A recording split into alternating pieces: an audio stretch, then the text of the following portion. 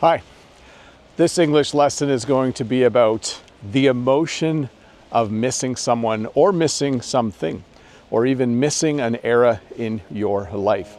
In this English lesson, I'm going to talk about one verb, the verb to miss, and in particular, how we use this verb to talk about the feeling we have when someone we know lives far away, or something we used to own we no longer own, and we're kind of sad about those two situations. So, welcome to this English lesson about the verb to miss. So we have a very simple but powerful sentence in English, and it's the sentence, I miss you. If you say I miss you to someone, it means that maybe they live far away, and maybe you're talking to them on the phone, and you're letting them know that you really like them, and you're sad because they live so far away.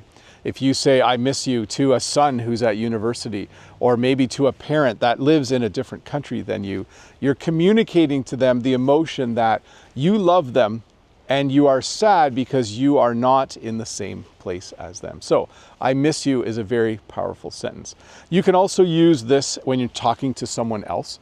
Maybe I would say to someone, oh, I miss my son who's at university, or I miss my mom because she lives in Spain.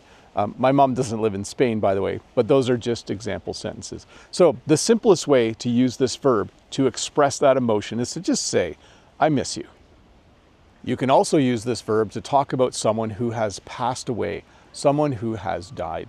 I could say to someone, oh, I miss my grandfather. He was such a nice guy. He was such a gentle, honest, awesome man. I miss my grandfather. So you don't just need to use this to talk about people who are still alive.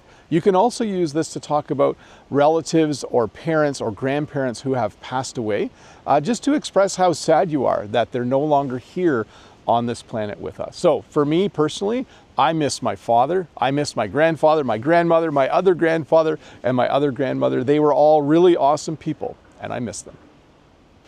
So in English, if you say I miss you to someone, it communicates a strong emotion that you are sad that you're not with that person. But maybe you're in a lighter mood and you just want to say that you miss doing things with that person. Maybe a friend of yours has moved to another country. You could say to them, oh, I miss going to the climbing gym with you. I miss hanging out with you. I miss watching TV with you.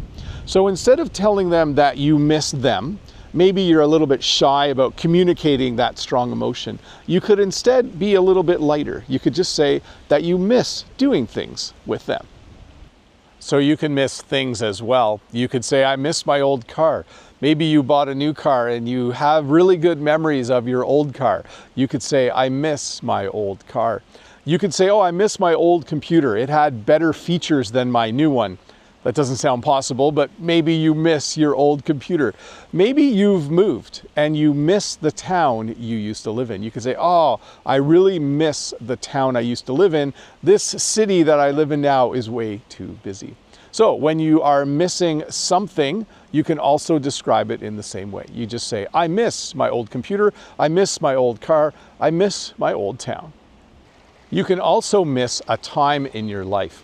Personally, I miss being a university student.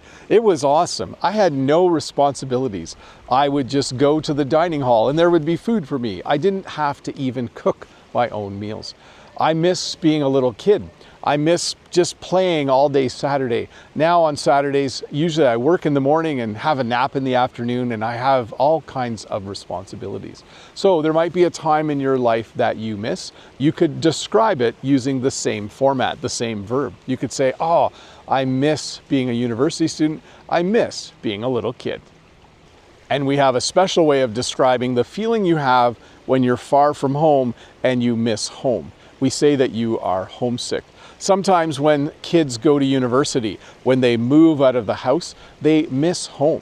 They are homesick. They like being at university, but they have really good memories and feelings about home. And so they would say, oh, I miss home, or I'm homesick. Well, thanks for watching this English lesson on how to use the verb to miss to talk about people you miss, or things you miss, or a time in your life that you miss. Remember, if this is your first time here, don't forget to click the subscribe button. There's one around here somewhere. Give me a thumbs up if this video helped you learn a bit more English, and leave a comment below. I love reading them. Have a great week. See you next week with another English lesson. Bye.